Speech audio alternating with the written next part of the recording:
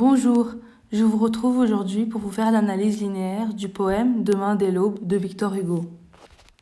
Déjà, pour comprendre le contexte, il faut savoir que le 4 septembre 1843, Léopoldine, la fille de Victor Hugo, se noie dans la Seine. Ce drame bouleverse la vie d'Hugo. Bien qu'il continue à écrire, il ne publie rien pendant 10 ans. Ce poème est issu de la 4e section, intitulée Pokameae, qui est une formule latine qui signifie « quelques mots pour ma fille ». Ce poème est situé dans la deuxième partie des Contemplations, qui est une autobiographie spirituelle que Victor Hugo qualifiera dans sa préface des Mémoires d'une âme. Dans ce recueil, la démarche autobiographique se double d'une volonté d'universalité. C'est pour cela qu'on peut remarquer dans la plupart de ses poèmes qu'il ne donne pas beaucoup de renseignements, car le poète dépasse le lyrisme de l'expression des sentiments personnels pour unir dans un même geste sa destinée et celle du lecteur, qui doit reconnaître ses propres expériences et souffrances dans ses poèmes. Dans sa préface, il dit, et je cite, « Ma vie est la vôtre, votre vie est la mienne, vous vivez ce que je vis. Prenez donc ce miroir et regardez-vous-y. Hélas, quand je vous parle de moi, je vous parle de vous. » Demain dès l'aube se rattache au deuil provoqué par la disparition tragique de Léopoldine, la fille bien-aimée du poète. L'enjeu ici sera d'étudier en quoi ce poème est-il élégiaque. Nous verrons que ce poème semble mettre en scène un rendez-vous amoureux, du vers 1 au vers 6, pour mieux aboutir à un effet de surprise, le thème du deuil, du vers 7 jusqu'au vers 12. D'abord, le poète nous met en scène un rendez-vous amoureux, du vers 1 au vers 6. En effet, on peut le remarquer par l'impatience du départ, qui est fait par plusieurs procédés.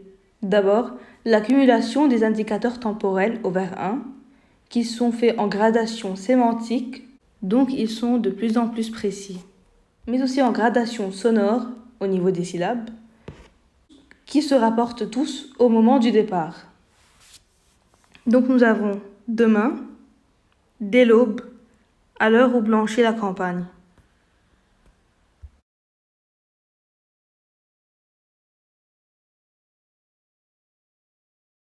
Puis la densité des verbes de mouvement, je partirai, il faut noter la mise en relief par le rejet au vers 2.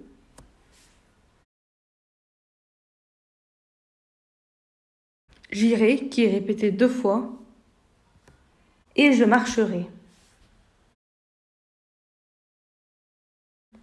Le rythme binaire reproduit le mouvement de la marche avec les parallélismes des vers 3 et 6.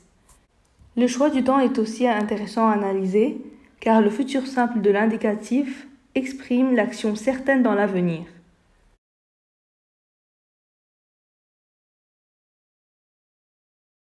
La concentration sur l'action qui se traduit par un effacement du monde extérieur, donc les yeux fixés sur mes pensées, et la négation des verbes de perception sans voir, sans entendre, insiste aussi sur la focalisation sur le déplacement. Les ascendètes sont omniprésentes et cela a un effet de rapidité. Mais aussi, c'est une mise en scène d'un rendez-vous amoureux, surtout à cause du surgissement du langage amoureux. On a l'impression que c'est un discours amoureux, en raison de l'apostrophe à l'être aimé « vois-tu »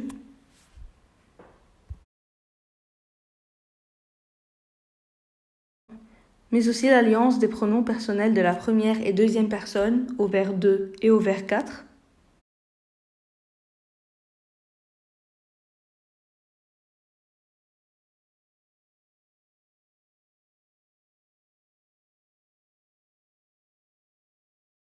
mais aussi le recours au présent d'énonciation qui caractérise la communication directe. Je sais.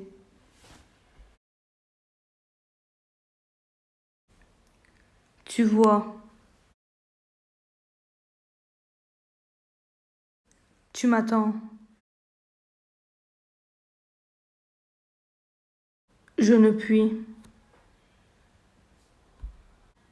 Sans oublier la rhétorique sentimentale en crescendo métrique.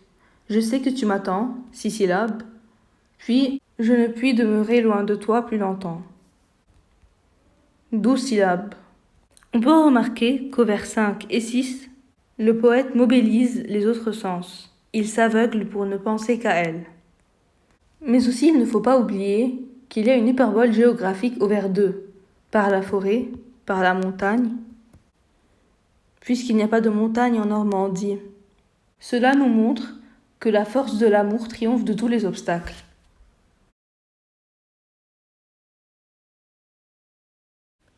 Puisqu'en fait, Léopoldine est enterrée à Villequier, en Normandie.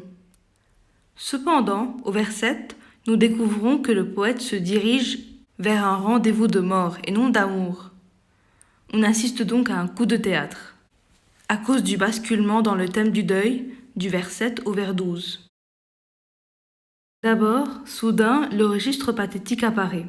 Par l'entassement de termes qui appartiennent au champ lexical de la souffrance, concentré au vers 7 avec une énumération en crescendo. Une syllabe, puis 3, puis 4, puis 4. Seul, inconnu, le dos courbé, les mains croisées.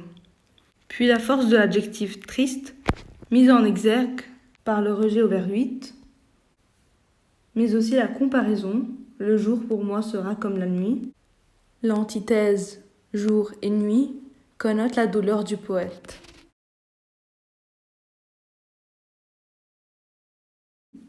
Et enfin, la métonymie qui traduit le brouillage de la vision du poète.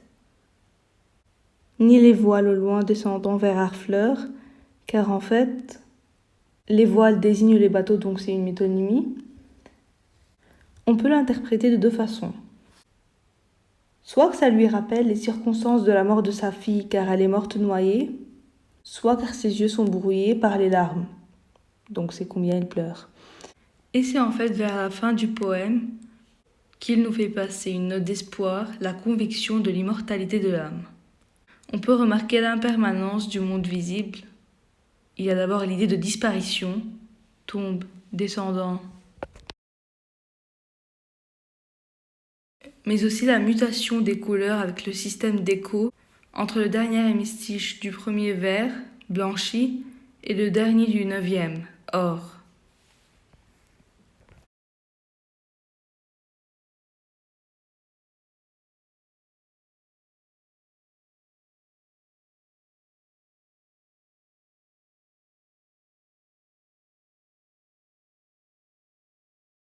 Le monde terrestre est donc montré comme illusoire. C'est pour ça qu'il trouve l'espoir. Il va donc valoriser la sépulture par la rime riche or qui tombe, ta tombe.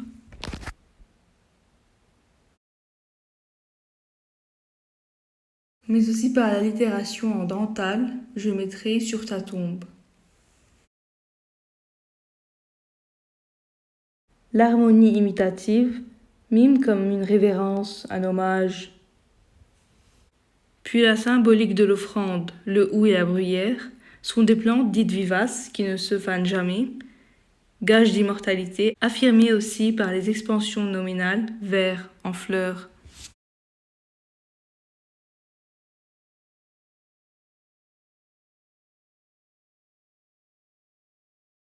On peut remarquer que dans le dernier quatrain, les deux premiers vers rejettent le monde terrestre et les deux derniers vers valorisent la tombe. Il y a donc une évolution au cours de ce poème qui passe par le désespoir à la conviction qu'il reverrait sa fille, car en fait il y a une différence entre la tristesse et être désespéré. Ici vers la fin il est triste, mais il n'est pas désespéré car il sait qu'il va retrouver sa fille. Donc en conclusion, l'originalité de ce poème réside dans cette ambiguïté, le message d'amour pour un être considéré comme vivant et chant funèbre.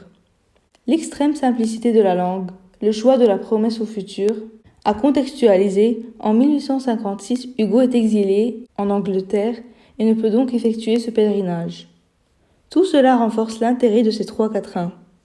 Il faut cependant noter que le poème marque une évolution dans le deuil du poète, l'émergence de l'espérance nourrie du retour à la foi en Dieu. De fait, si nous lisons ici la tristesse de l'absence, nous constatons aussi qu'il n'y a plus le désespoir de la séparation définitive. Ici, on peut remarquer que l'écriture compense l'incapacité ou l'impossibilité physique d'aller, d'avoir,